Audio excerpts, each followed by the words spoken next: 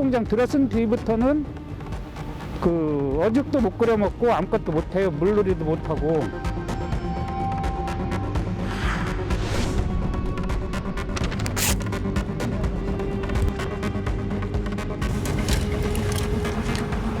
마음대로 이 자리에서 그냥 좀 때려부셔.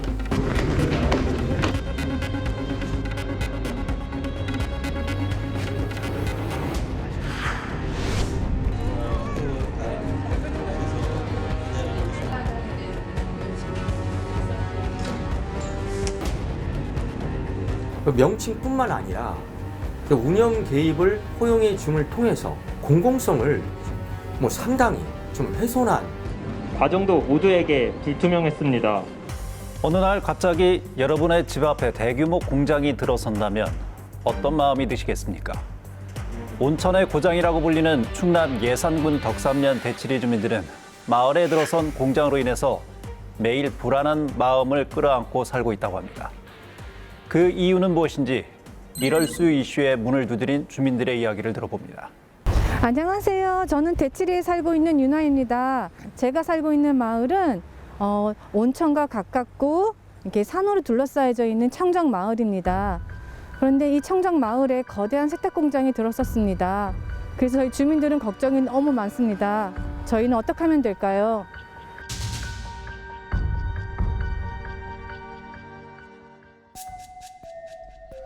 충청남도 예산군 대치리, 가야산과 덕산 온천단지를 끼고 있는 청정 시골 마을입니다. 이곳 주민들이 동네 곳곳에 플랜카드를 걸고 나섰는데요.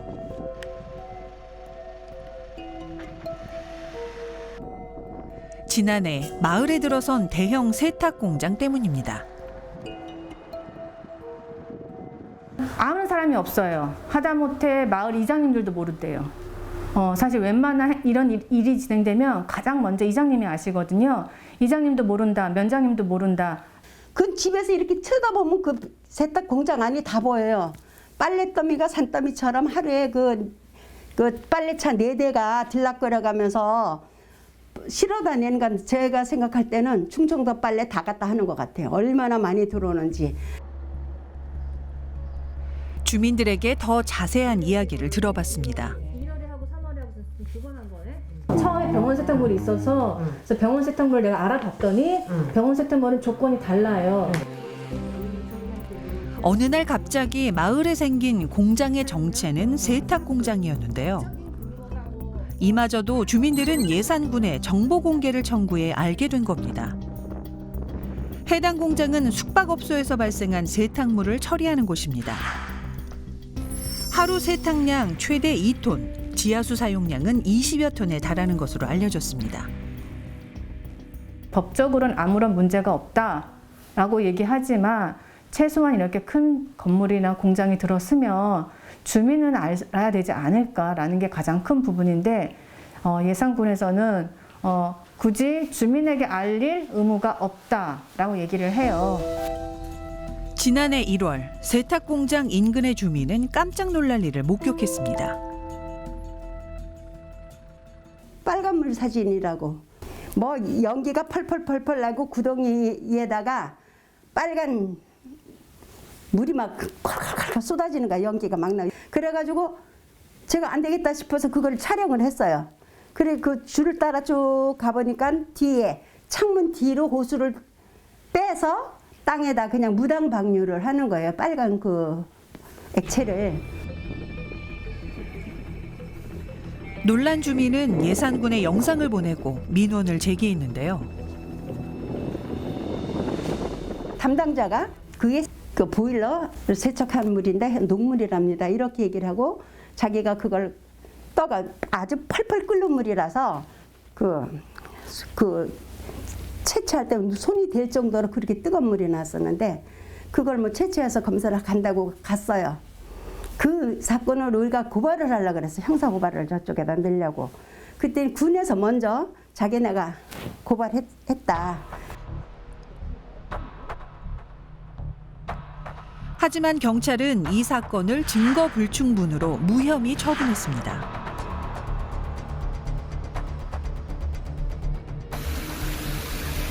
주민들을 미심쩍게 한 사건은 또 있습니다. 공장 가동 중 대치천으로 갑자기 폐수가 쏟아진 겁니다. 거품이 막 나오는 개울로 막 쏟아지는 게 있었어요. 그런 사진을 제가 이제 찍고 동네 분들도 찍고 이래가지고 그때 이제 그게 막 그러니까 군에서 뭐라 그러냐면 몇 개월간? 70일간? 70일간. 그렇게는 뭐 가동 그 무슨 기간이라 아무튼 법적으로 처벌을 받지 않는데요. 주민들이 세탁 공장 입주를 걱정하는 이유는 또 있습니다. 세탁 공장이 위치한 자리는 예산군이 생태하천으로 지정한 대치천의 상류로 마을의 식수원이기 때문입니다. 대치천은 연간 200여만 명이 다녀가는 덕산 온천의 수원이자 1급수 어종이 사는 하천입니다. 여기는 각 지천이 만나는 삼각지로 되어 있어갖고 이쪽 이제 덕숭산에서 내리는 물과 저쪽 광천에서 오는 물, 이쪽은 가야산 줄기에서 내려오는 물이 만나는 지점인데 여기에 세탁 공장이 들어선 거예요. 그러다 보니까 그 상갈래이기 때문에 모든 지역에 합쳐지는 지역에 있어갖고 오염이 닿을 수 있는 확률이 상당히 높거든요. 대치리 마을에는 상수도 시설이 없습니다. 주민들은 지금껏 대치천에서 흐르는 지하수를 식수와 생활용수로 사용해 왔는데요. 공장이 생긴 이후에는 불안한 마음에 집집마다 정수기를 설치했습니다. 제일 문제가 그러니까 건강이죠. 우리 같은 사람들은 나이가 있고 그러니까 아무래도 군에서 행정을 잘못한 것 같아. 여기 뭐 청정지역으로 지정해놓고 세탁 공장 만들어 놓으면 어떡해? 그것부터가 잘못된 거지. 청정지역을 만들질 말든지. 공장에서 신고한 일일 지하수 사용량은 45톤, 재사용 55톤을 포함해 하루 최대 100톤을 사용할 수 있는데요. 주민들은 공장에서 쓰는 많은 지하수 사용량에 혹시나 지하수가 부족해지지 않을까 걱정하고 있습니다. 저희는 지하수 고갈이 문제가 되는 게 분명 지하수량은 한정적으로 되어 있는데 주민이 사용하는 것도 언제까지 쓸 줄 모르는데 이렇게 하루에 30톤, 40톤 사용하는 세탁 공장이 마을에 들어온다는 자체가 저희는 이해할 수 없었습니다. 주민들은 공장에서 실제로 사용하는 지하수의 양을 확인할 수 있도록 예산군에 정기적인 채수량과 폐수량 공개를 요청했습니다. 여기는 아주 가까운 근거리라 물이 딸릴 수도 있다. 그러니 우리가 그 얼마나 채수를 해서 쓰는지 채수기는 있는지 폐수기가 있는지를 확인을 해달라. 그러니까 채수기, 폐수기는 있다는 거예요. 그래서 우리 주민들이 가서 그걸 확인하게 해달라. 그랬더니 이제 처음에는 환경가정이라는 사람이 오케이를 했어요. 다 해주겠다. 하지만 예산군은 이마저도 두세 차례 공개하고는 여전히 정보 공개 청구에 답변을 주지 않는 상태라고 합니다. 주민들의 지하수 걱정은 과연 기후일 뿐일까요? 전문가에 물었습니다.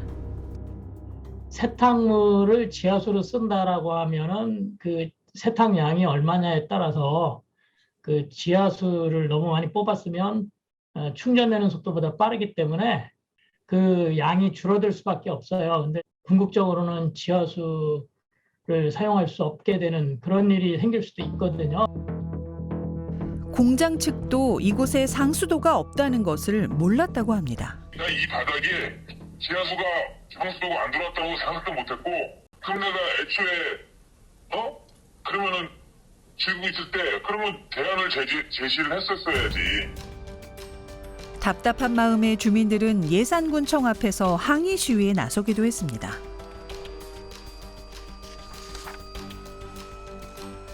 주민들은 투명한 정보 공개와 환경오염 감시를 요구했지만 예산군은 이를 받아들이지 않았다고 합니다.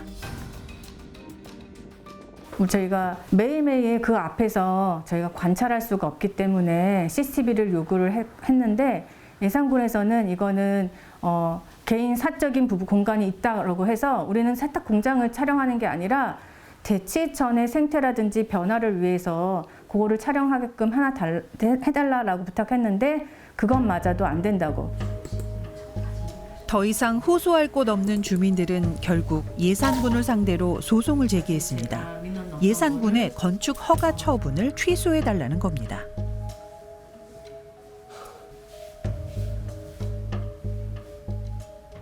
예산군에서 처음에 이 서류적으로 봤을 때 이 세탁공장 주변에는 거의 사람이 살지 않는다, 몇 가구 살지 않는다라고 얘기를 해서 저희가 그렇지 않다. 주민이 모두 지하수를 사용하고 집집마다 관정이 하나씩 있으며 우리는 관정에 의해서 저희가 식수를 다 해결하는 부분인 거고 그리고 이 세탁공장에 내는 서류는 올바르지 않다라는 부분으로 저희가 많이 판사님께 얘기를 했습니다. 주민의 주장에 대한 예산군의 입장을 물었습니다. 그거는 지금 소송 중이라 저희가 건축으로 소송이 들어왔거든요. 그래서 그거는 인터뷰하기가 조금 그런데. 어떤 뭐 사실관계나 이런 것들도 어려우실까요? 그거는 좀 그러네요. 소송이 지금 걸려 있어가지고. 이 지역의 평가를 해보고 이 지역은 이 정도의 가치가 있는 하천이라고 하면 다른 어떤 시설적인 보강을 해야 되겠구나라고 해서 주민과 제대로 설득하고 그리고 사업주랑 주민이 갈등을 하도록 놔두면 안 되거든요. 애초에 환경에 대한 가치를 평가를 했다라고 하면 그 가치에 대한 평가를 하고 주민과 의견을 공유하고 그 다음에 그게 안 돼서 어쩔 수 없이 사유재산이기 때문에 어쩔 수 없이 허가를 했다 하면 그 다음에 관리의 주체여야 할 행정이 그 세 가지를 모두 하지 않고 있다라는 게 저는 이 사건의 가장 큰 맹점이라고 생각합니다. 결국 마을 주민들은 대치천 생태조사를 시작했습니다. 예산군이 들어주지 않자 직접 모니터링에 나선 겁니다. 1년 전에쯤에는 매년 고기를 잡아갖고 어죽을 끓여 먹었어요. 근데 그 세탁공장 들어선 뒤부터는 어죽도 못 끓여 먹고 아무것도 못 해요. 물놀이도 못 하고. 물고기가 상처 있고 이런 종이 많이 발생됐고 그래갖고 이거는 아닌가 싶기도 했는데 어떻게 할지 모르겠습니다 지금. 세탁공장 인근에 사는 주민은 매일 아침 저녁으로 세탁공장에서 흘러나오는 오폐수를 직접 채수해 관찰하고 있습니다. 주민들은 여전히 궁금합니다. 하루가 지나고 이틀이 지나고 그 물의 양이 변하지가 않아요. 비가 오면 좀 차고 그 상태로 또 그냥 있고 그러니까 폐수가 전혀 나오지 않는다는 걸 우리가 알게 됐죠. 근데 이쪽으로는 물이 안 흐르는데 가운데 저기 보셔요. 저 물이 그냥 점점 저렇게 시꺼멓게 변하는 거예요. 그러면 어디서 무슨 물이 나오는 거죠. 저게 안 좋은 물.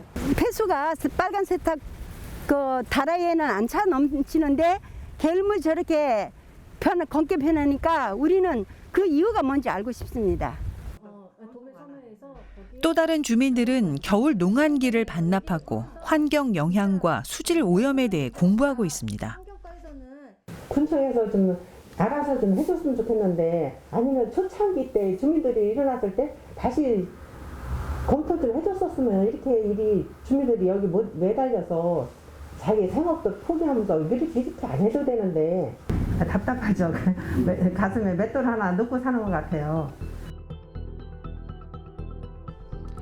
청정 시골 마을에서 안전하게 살고 싶었던 주민들. 지금은 불신과 불안한 마음으로 매일을 살아가고 있습니다. 주민들은 이전의 평온함을 언제쯤 찾을 수 있을까요? 저희가 원하는 것은 이런 청정 지역에서 자연과 더불어 살기를 바랍니다. 예산군은 저희 주민들의 의견을 들어주고 저희 주민이 뭘 원하는지 알기를 바랍니다. 이 마을은 이미 2005년에 예산군이 지정한 친환경 시범마을로 알고 있습니다. 네, 그렇습니다. 예산군은 일찍이 대치천의 가치를 인정하고 생태 하천 복원 사업을 진행을 했고요. 이후 2005년에 친환경 시범마을로 지정을 했습니다. 덕분에 마을 주민들도 자부심을 가지고 환경에 각별히 신경을 쓰고 있는데요. 그중에 하나가 바로 마을 자치 규약을 제정을 해서 마을의 환경 파괴 시설을 들이지 말자는 약속을 한 겁니다. 그리고요, 이분들이 축사를 자진 폐쇄하기까지 했거든요. 그만큼 마을의 환경을 지키기 위해 노력을 해왔다는 거죠. 그런데 이런 마을에 세탁 공장을 허가했으니 주민들은 더욱 허탈한 입장입니다. 예산군에는 이미 산업단지가 조성돼 있는 것으로 알고 있습니다. 네. 그럼에도 불구하고 왜 굳이 이런 공장이 이 마을에 입주하게 됐는지, 예산군은 또 어떻게 허가를 내줬는지 이 부분을 좀 살펴봐야 될 것 같습니다. 주민들 주장에 따르면 예산군은 세탁업은 산업단지에 입주할 수 없다고 했다는 건데요. 실제로 산업통상부는 이미 2020년에 의류세탁업 산업단지 입주 관련한 해석을 하기도 했습니다. 산업통상부 해석에 따르면 세탁업의 경우 용수를 많이 소비하고 오염을 발생시킬 수 있기 때문에 산업단지 입주를 원칙적으로 제한한다고 합니다. 지금 이 사건은 주민과 군의 재판으로까지 지금 이어지고 있는 것 같습니다. 네, 지난 1월 19일 목요일이었죠. 주민들이 예산군을 상대로 제기한 건축허가 취소 소송의 1심 판결이 선고되었습니다.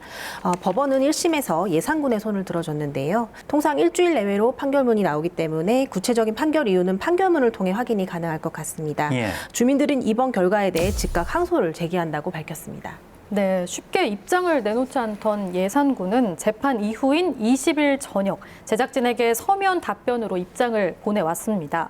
먼저 CCTV 설치에 대해서는 공공기관은 무단투기 감시 목적으로 CCTV를 설치할 수 있으나 사설 업체라서 설치할 수 없었다는 입장이고요. 지도 점검 의향에 대해서는 향후 폐수 배출 시설 점검 계획에 따라서 지속적으로 지도 점검을 실시하겠다는 입장입니다. 그리고 마지막으로 주민과의 소송은 원고의 대응에 따라서 대응을 하겠다는 입장을 밝혀왔습니다. 행정이 법적으로 문제가 없다, 절차상 하자가 없다면서 이 주민들의 정당한 문제 제기를 외면한다면 주민들이 당연히 보호받아야 할 시민적 권리는 과연 누구에게 보장받아야 할 것인지 모르겠습니다. 지자체 행정은 누구를 위해 존재하는지 그 이유를 다시 한번 묻고 싶습니다. 여러분은 지금 시사인 대세남과 함께하고 계십니다.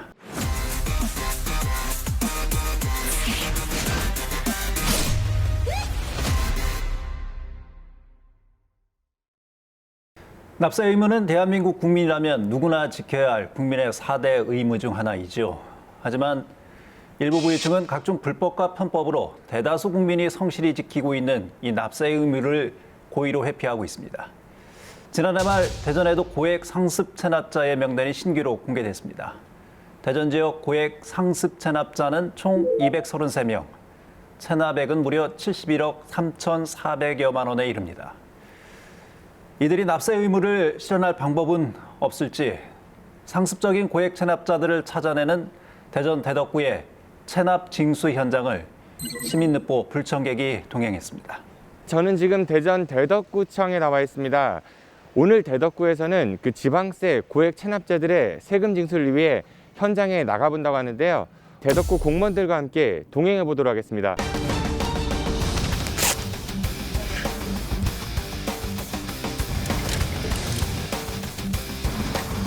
애기도 한번 들으면 아마 들어요. 이 자리에서 그냥 딱 때려붙여요.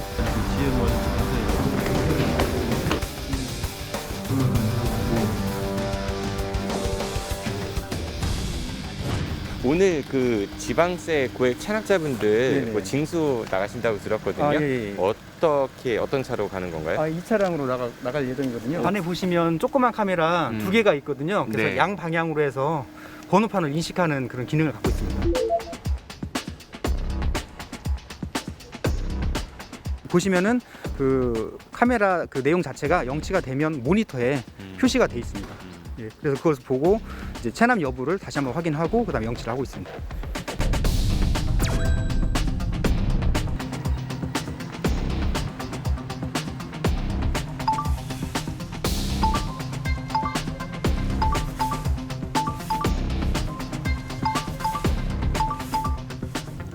지금 이렇게 보니까요 번호판 인식을 하는 거예요? 예, 지나가면서 카메라 2대가 왼쪽 오른쪽 양방향으로 해서 번호판을 인식을 하면서 그 차량이 체납이 있는지 없는지를 판별을 하는 겁니다.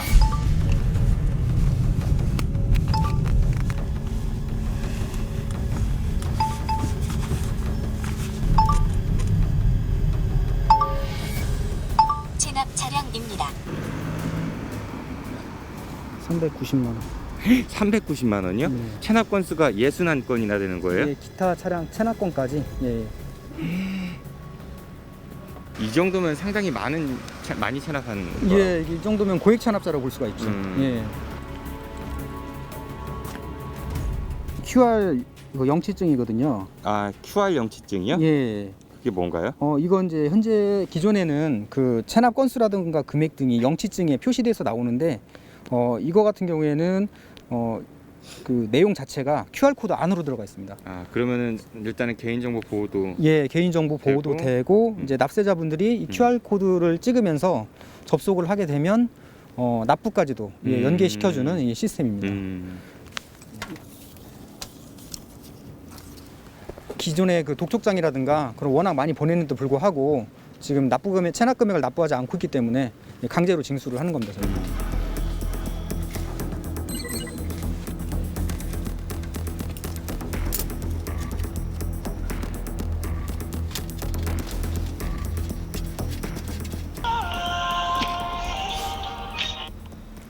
여보세요? 선생님 그 지방세 체납 금액이 지금 많이 있으신 거 아시고 계시죠? 예, 그래서 저희가 지금 번호판을 영치를 하러 나왔거든요. 지금 뭐 하는 거야 지금? 사람 아주 개망신들라고 지금 작정을 한 거야 뭐 하는 거야 지금? 내가 죽을 죄진 거야 이거? 아 마음대로 해 그래. 이 자리에서 그냥 싹 때려부셔버려. 아 마음대로 차 뺏고 가려고 여기 남바 뛰지 말고 차까지 가져가.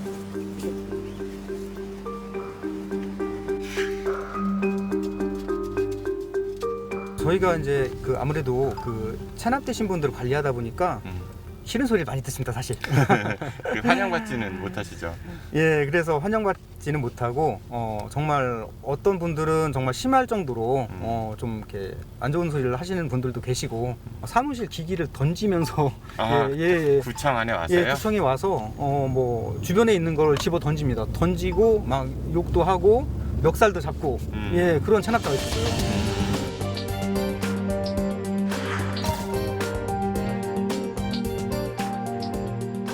이게 어디로 가시는 건가요?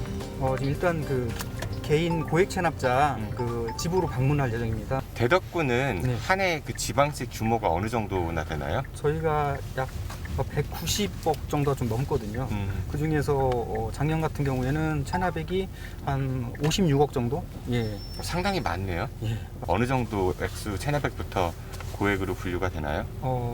일반적으로 국세 같은 경우에는 저희보다 규모가 10배 정도 이상 크기 때문에 뭐 1,000만 원 이상 뭐 이렇게 해서 기준을 잡고 있는데 저희 같은 경우는 보통 100만 원 이상이면 고액 체납자로 분류해서 별도로 관리를 하고 있습니다. 여기인가요? 예, 여기 건물이 이제 지금 고액 체납자로 되신 분이 여기 살고 계시는 걸로 돼 있어요. 네. 직접 한번 방문을 해보겠습니다. 네. 체납 고지서들이 상당히 많네요.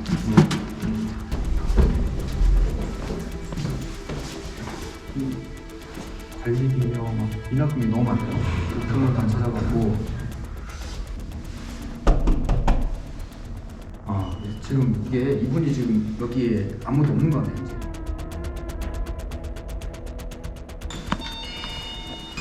안녕하세요. 다름이 아니라 여기 옆에 사시는 분 혹시 거주하는지. 여기 옆에요? 네, 집이 요새는 거치 안 하던데. 몇 개월 정도 됐어요? 오래됐어요.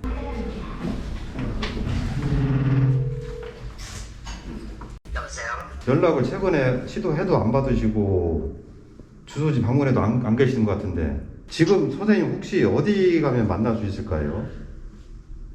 제가 지금 이제 좀 멀리 나와 있어가지고. 금액이 너무 큰데 어떻게 좀 납부 계획은 조금씩 진짜 다 있죠, 정말로.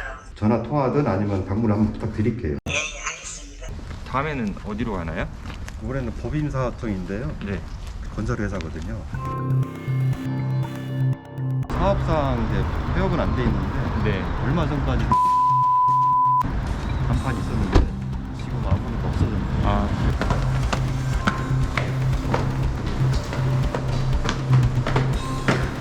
되실까요? 대덕구청 세무과에서 나왔습니다. 여기를 언제 인수하셨었나요? 7월 달에 줬는데. 7월 달에? 네. 사업자는 살아있는데 사업자 다 폐업은 안 돼 있더라고요. 그래서 혹시나 지금 현장 나와봤거든요. 실제적으로 운영하시고.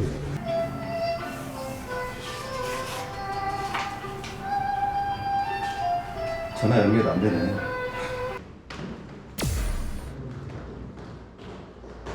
저희한테 자료 통보 오면 이미 파악을 했을 때는 이미 폐업된 법인이나 개인들이 대부분이라 저희들이 쉽게 만나기도 어렵고 또 현장 나와도 자리에 안 계시기 때문에 그게 제일 힘들고요. 그래서 지금 서울시가 운영하는 것처럼 38 기동팀처럼 사전에 이분들을 파악할 수 있는 그런 시스템이 지금 절실하다고 생각합니다.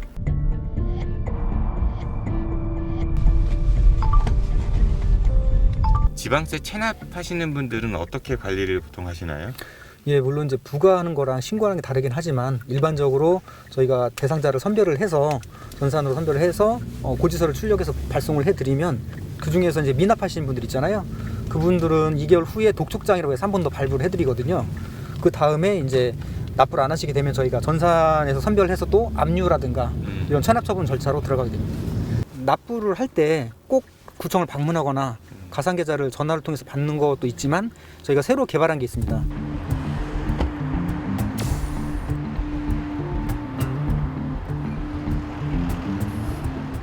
예, 여기 보시면 여기 사물 주소판이라고 있습니다. 이게 우리 일반 그 도로명 주소랑 같은 건데요. 여기에 보시면 하단에 NFC 칩하고 그냥 QR코드가 설치가 되어 있습니다. 이걸 통해서 지방세 납부나 안전신고, 취업정보, 관광정보까지 종합적으로 그 안내를 해주는 시스템이거든요. 그럼 이 QR코드를 찍으면 내 지방세 현황을 확인할 수 있는 건가요? 예, 보여드릴게요. 예, 이렇게 접속을 하시게 되면 지방세 납부를 클릭을 하시면 위텍스나 지로 사이트 중에 선택해서 납부를 할 수가 있습니다.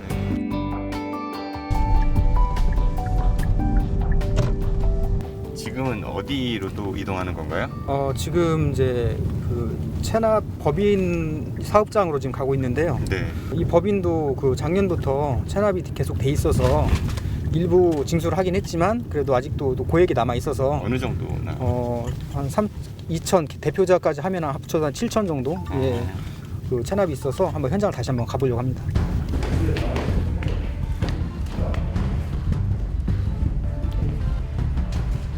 외국으로 이제 수출을 하려고 그게 이제 계속 이어져야 되는데 이제 코로나가 딱 터지면서 수출이 딱 막힌 거예요.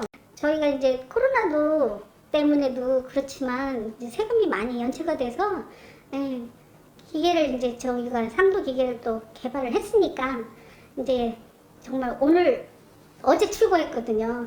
그러니까 이제부터 계속 이제 영업해가지고 올해 진짜 4월까지는 저희가 이 세금 다 만회할 거예요. 할 수 있어요.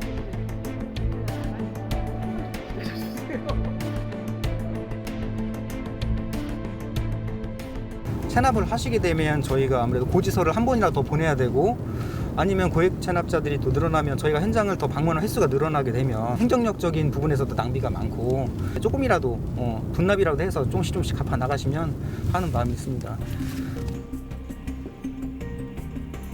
지방세는 지자체 행정의 중요한 재원입니다. 그리고 그 돈은 지역민들의 행정 서비스를 위해 사용되는데요. 우리 자신을 위해서라도 지방세 납부 미루면 안 되겠습니다. 이런 세금을 이제 상습적으로 체납하는 사람들이 많이 있어서요. 이 명단을 해마다 공개하고 있지 않습니까? 네, 그렇습니다. 지방세 징수법 제11조 및 같은 법 시행령 제19조에 따라서 대전광역시 지방세 심의위원회 심의를 거쳐 체납 발생일로부터 1년이 경과하고 1천만 원 이상인 고액 상습 체납자 명단을 대전시와 각 자치구청 그리고 위텍스 홈페이지를 통해 공개하고 있습니다. 예. 근데 이게 사실상 이제 제재 수단이라는 것이 이렇게 명단 공개하는 것 이외에는 딱히 뭐 다른 수단이 없어서 무조건 그냥 고액 체납자들은 버티면 된다. 이런 심리가 강하다면서요? 네, 맞습니다. 현재 납세자가 고액 지방세를 납부하지 않은 경우에 독촉과 압류로만 체납 처분이 가능했는데요. 지난달 10일 지방세 징수법 일부 개정안이 통과되면서 앞으로는 좀 달라질 것으로 보입니다. 지방세를 3회 이상 체납하고 체납 발생일로부터 각각 1년이 경과한 체납 금액의 합계가 5천만 원 이상인 고액 상습 체납자가 정당한 사유 없이 지방세를 체납했을 경우 30일 이내의 범위에서 유치장에 감치할 수 있도록 한다는 방침입니다. 예, 상습적으로 고의적으로 이렇게 체납하는 사람들도 있습니다만 경영상의 이유로 인해서 여러 가지 체납할 수밖에 없는 이런 사람들도 많이 있는 것 같습니다.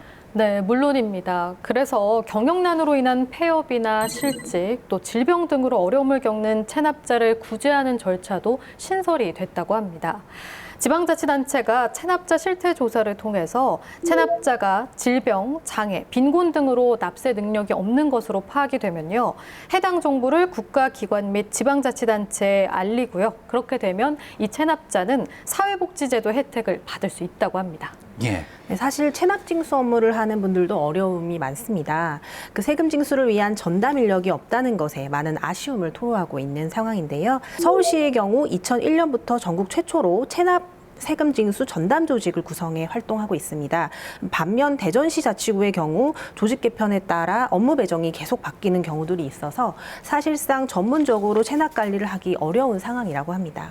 지자체는 고액 상습 체납 추적을 위한 전문 인력을 확충하는 적극적인 방안 마련을 통해서 조세 정의를 실현해야 하지 않을까 싶습니다.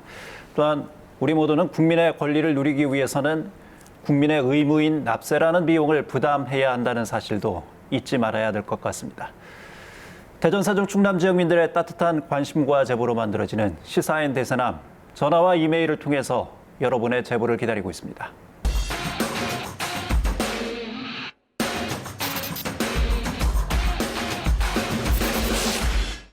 올해 12월이면 우리나라 최초의 공공어린이 재활병원이 대전에 문을 열게 됩니다. 공공어린이 재활병원은 대전은 물론이고 충남, 세종을 아우르는 대전 충남권역 어린이 재활병원으로 이 충청권 6천여 장애 아동 부모들의 큰 희망이 될 것으로 기대됩니다. 그런데 최근 공공어린이 재활병원을 둘러싸고 논란이 확산되고 있습니다. 어떻게 된 일인지 전지적 현장 시점에서 찾아가 봤습니다.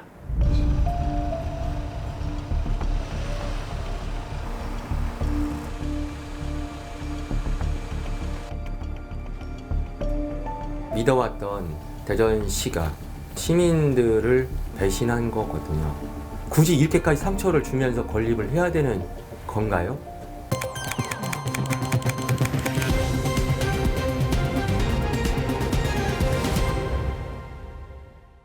대전시는 계속해서 숨겨왔습니다. 물론 과정도 모두에게 불투명했습니다. 지난 11일 김동석 씨는 대전시청 앞에 섰습니다. 공공어린이 재활병원 설립 과정에서 대전시가 맺은 후원 협약에 문제를 제기하며 협약 내용 공개를 요구하는 자리였습니다. 마찬가지로 공공어린이 재활병원은 올해 12월 개원을 목표로 공사가 한창 진행 중인데요. 김동석 씨는 병원 설립을 누구보다 애타는 마음으로 기다려왔습니다. 이 병원이 없어서 사실 지역을 떠나야 되는 상황이 발생을 했었거든요. 저 아이도 마찬가지였습니다. 장애 진단을 받고 가장 중요한 시기인 골든타임 조기 개입할 시기에 병원이 없어서 그 시기를 놓쳤는데요. 이제는 우리 지역에 있는 아이들이 이런 골든타임을 놓치지 않았으면 좋겠고요. 그리고 중증 장애 어린이들이 이런 병원을 통해서 좀 더 건강하고 좀 더 행복한 그런 삶을 살았으면 좋겠습니다. 음악 재활 치료가 진행 중인 충남 천안의 장애인 주간 활동센터. 이곳의 센터장이자 중증 뇌병변 장애 청소년의 어머니인 양은희 씨도 공공어린이 재활병원 설립을 오랜 시간 기다려왔는데요. 그녀는 아이의 재활 치료가 가능한 병원을 찾아 지역을 넘나들며 이동하는 이른바 재활 난민으로 힘겨운 시간을 보내왔습니다. 저희 아이도 치료를 뭐 물리치료부터 언어치료, 심리치료 안 한 게 없어요. 안 한 게 없고 서울대병원으로 당국대병원 또 사설 언어치료실 하며 요일별로 다녔죠. 날마다 아이 데리고 재활 치료하러 다니는 게 일과였으니까 뭐 하루면은 뭐 오전에 한 곳 가고 오후에 한 곳 가고 그런 식으로 일주일에 아이를 데리고 치료실 다니는 것밖에 안 했었으니까 그때는. 아이는 어느새 고등학생이 됐지만 치료 시기를 놓치지 않기 위해 고군분투해야 했던 지난 세월을 생각하면 눈물부터 난다고 합니다. 전국 각지에서 재활치료를 받기 위해서 온 아이들도 많이 봤어요. 그 찜질방에서 숙박하고 그 다음날 치료 한 번 더 하고 가려고 며칠씩 티켓 끊어놓고 그런 부모님들도 있고 또 모텔 잡아서 며칠 있고 참 각 지역에 이런 재활 어린이 병원이 있으면 얼마나 좋을까 꿈 같은 생각을 오래전부터 했죠. 김동석 씨 아들 건우처럼 중증 장애 어린이는 성장기에 맞춘 전문적인 재활 치료가 필요합니다. 하지만 장애 어린이를 전담해 치료하는 어린이 재활병원은 국내에 단 한 곳뿐입니다. 사실 이 병원이 건립이 확정됐을 때 그 장애 어린이들 가족들은 드디어 대한민국이 우리를 국민으로 생각하고 있구나 이런 얘기까지 할 정도였거든요. 일주일만 재활 치료를 못 받아도 몸이 틀어지는 2013년 김동석 씨는 장애 어린이 가족들과 함께 어린이 재활병원 설립을 위해 목소리를 내기 시작했습니다. 마라톤 대회와 각종 토론회, 언론 기고 등을 통해 어린이 재활병원의 필요성을 외쳐온 김동석 씨. 사업이 표류되거나 정책이 후퇴될 때마다 1,400를 하며 공공어린이 재활병원의 중요성을 세상에 알려왔습니다. 그리고 2017년 당시 후보였던 문재인 대통령은 공공어린이 재활병원 건립을 약속했습니다. 어린이 재활병원 꼭 만들어주세요. 마침내 2018년 문재인 정부 출범 이후 공공어린이 재활병원 건립 사업 지자체 공모에 대전시가 선정되며 우리나라 최초의 공공어린이 재활병원 건립이 확정됐습니다. 이거는 어때? 좋아요. 하나, 둘, 셋! 공공어린이 재활병원 화이팅! 2019년 넥슨재단으로부터 100억 원을 기부받으며 대전 충남권 공공어린이 재활병원 설립은 더욱 탄력을 받는 듯 했습니다. 하지만 최근 넥슨재단과의 후원 계약 과정에서 병원 명칭에 넥슨을 넣기로 한 것이 드러나 논란이 일고 있습니다. 공공어린이 재활병원의 명칭은 사실 정해져 있습니다. 충남권 공공어린이 재활병원이라는 공모사업으로 보건복지 공모사업으로 진행이 된 것이고요. 대전시가 응모했고 그리고 대전시가 확정이 좀 된 것이죠. 그런데 2019년 대전시와 넥슨 재단 간의 기부 협약, 대전 충남 넥슨 어린이 재활병원으로 공공을 빼고 넥슨이라는 기업의 이름을 넣은 것을 협약 내용에 넣은 것이죠. 실제로 넥슨재단 측은 자사 홈페이지에 공공 표기를 뺀 넥슨 어린이 재활병원으로 홍보하고 있습니다. 시민단체도 공익 성격의 병원에 기업 이름을 넣는 것은 맞지 않다고 주장합니다. 정부와 자치단체에서 세금을 통해서 만드는 병원이 게 핵심인 거고 이 운영도 계속 세금이 투입돼야 되는 거잖아요. 그 말 그대로 그 이후에도 그렇고 시작할 때부터 끝까지 공적으로 좀 활용이 된다는 거거든요. 근데 그 이름을 계속 넥슨이라는 이름으로 한 번 돈을 냈다고 해서 그게 얼마였든지 간에 계속 간다는 거는 앞뒤가 안 맞는다는 거죠. 예를 들면 대전시청을 만드는데 뭐 그 1,000억이 드는데 거기에 100억을 내면 무슨 기업 시청 이렇게 낼 수는 없는 거잖아요. 그 후에 운영이나 이런 부분에 대해서는 다들 그 동의가 안 되실 거라고 보여집니다. 대전시의 입장을 들어보기로 했습니다. 하지만 대전시 측에서 인터뷰 요청에 응하지 않아 전화 통화를 통해 답변을 들을 수 있었습니다. 저희 병원 명칭에 넥슨이라는 기업명이 들어간 건 기업 이미지잖아요. 저희가 이렇게까지 한 이유는 지속적인 지원과 이거를 하고자 하는 뜻이 다 담겨 있습니다. 만약에 운영하는데 적자가 나고 운영이 어려워지면 어떻게 하겠어요? 시민 주변에서도. 아니 이거 넥슨에서 이렇게 하고서 뭔가 지원도 없고 열악하고 경영이 어렵다는데 그러면은 넥슨 기업 이미지는 안 좋겠죠. 어떻게 해서라도 기업 이미지를 살리기 위해서라도 적극적인 지원에 나설 수밖에 없는 구조라는 얘기죠. 논란이 일자 대전시 의회에서는 기업 명칭 사용에 대해 대전시에 제동을 걸었습니다. 일단 협약할 때 당시는 이제 넥슨 어린이 재활병원이라고 협약을 한 내용을 저희가 들었고 그거에 대해서 기업 명칭 때문에 집행부한테 이제 저희가 질의를 했죠.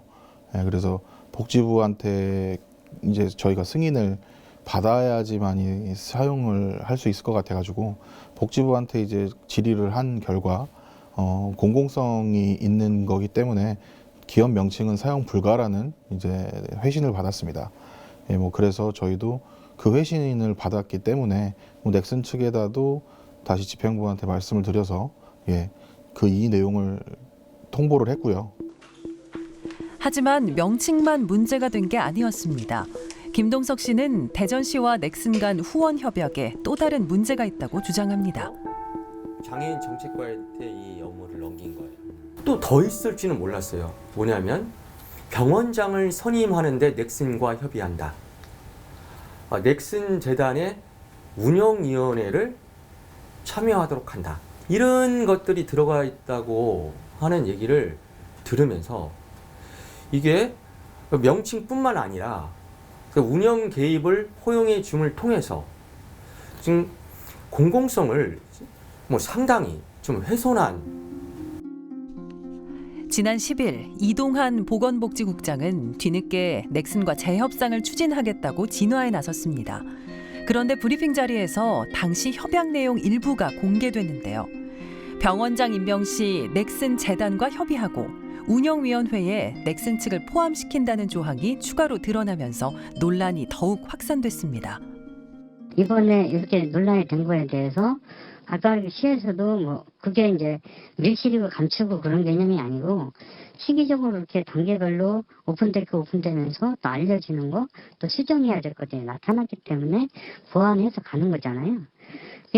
이거를 좀 더 기다리고 결과가 나왔을 때 또다시 얘기를 할 수 있는 상황을 만들어 주셔야지. 거기서 주장하는 어떤 상황을 가지고 지금 저희 출근해서 이 병원 건립 이거 외에도 문제에 도출되거나 공사 진행하면서 생기는 것들도 막 수습하고 해결하기도 정신없어요. 이건 그냥 일방적으로 시장이나 대통령이 결정해서 하는 게 아니라 시민들의 의견이 모여서 다수의 의견들이 모여서 진행들을 하는 사업인 거잖아요.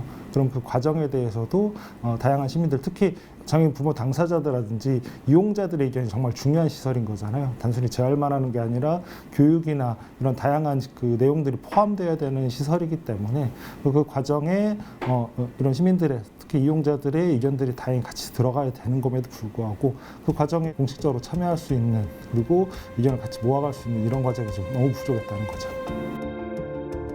모두가 기적이라고 말했던 공공 어린이 재활병원. 장애 어린이 가족들의 눈물겨운 노력이 맺은 결실입니다. 이제라도 시민과 함께 만들어가는 공공 어린이 재활병원 설립을 위해 그들의 목소리에 귀 기울여야 할 것입니다. 지난 2018년이었죠. 대전시가 보건복지부에 이 공공 어린이 재활병원 건립 사업 공모에 선정이 되면서 이 병원 설립이 탄력을 받았는데 그 내용을 다시 한번 좀 정리를 해볼까요? 당초 사업비는 국비와 시비를 합쳐서 347억 원 규모였는데요. 여기에 재단법인 넥슨재단이 100억 원을 후원하기로 하면서 병원 규모와 시설을 확충할 수 있게 됐다고 합니다. 그런데 이 후원 뒤에 몇 가지 협약 내용이 숨어 있었습니다. 대전 충남 넥슨 어린이 재활병원으로 기업 명칭을 사용하고요. 병원장 임명 시에도 넥슨과 협의를 하기로 하는 등의 내용이 담겨 있었는데요. 이것들이 알려지면서 문제가 불거진 겁니다. 그래서 지금 지역에서는 시민사회를 중심으로 해서 이 협약 내용을 공개하라 이렇게 지금 요구하고 있습니다만 대전시는 뭐 비밀 유지 조항을 이유로 해서 좀 공개하고 있지 않은 그런 상황이지 않습니까? 네, 그렇습니다. 지난 14일 대전시는 정보공개심의위원회를 진행한 결과 기업체의 영업비밀 보장을 이유로 시민단체의 정보공개 이의 신청을 받아들이지 않기로 최종 결정했다고 밝혔습니다. 이에 대해 정보공개를 청구한 사단법인 토닥토닥 측은 구체적인 세부 협약을 공개해야 한다며 행정심판을 비롯한 감사원 공익감사 청구 등 후속 절차를 추진하겠다고 맞서고 있는 상황입니다. 대전시는 뒤늦게서야 병원 명칭에서 기업의 이름을 제외하겠다고 하고 넥슨 측과 재협상을 하겠다고 부랴부랴 수습에 나섰는데요.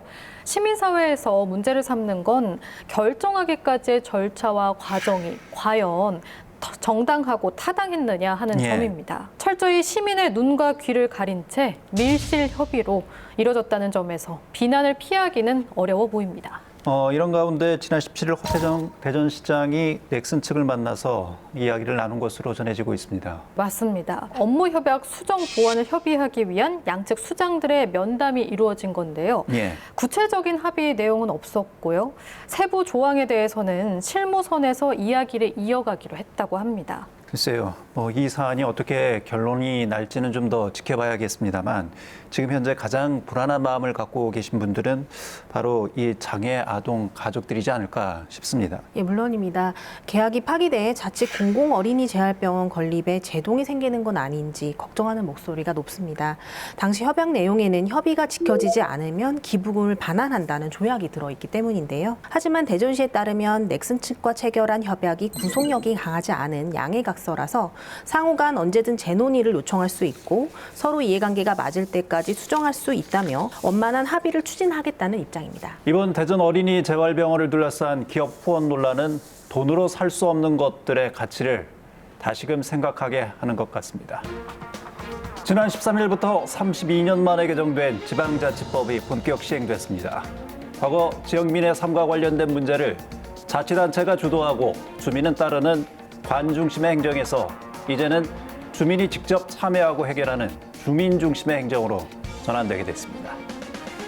하지만 새로운 자치를 위한 제도는 이렇게 만들어졌지만 우리 지역의 행정은 여전히 과거에 머물러 있는 것이 현실입니다.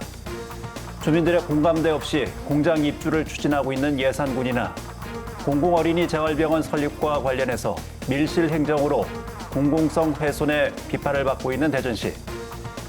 주민 중심의 주민 주권을 실현하는 새로운 지방자치 시대는 아직 갈 길이 멀어 보입니다. 시사인 대사랑 다음 시간에 뵙겠습니다.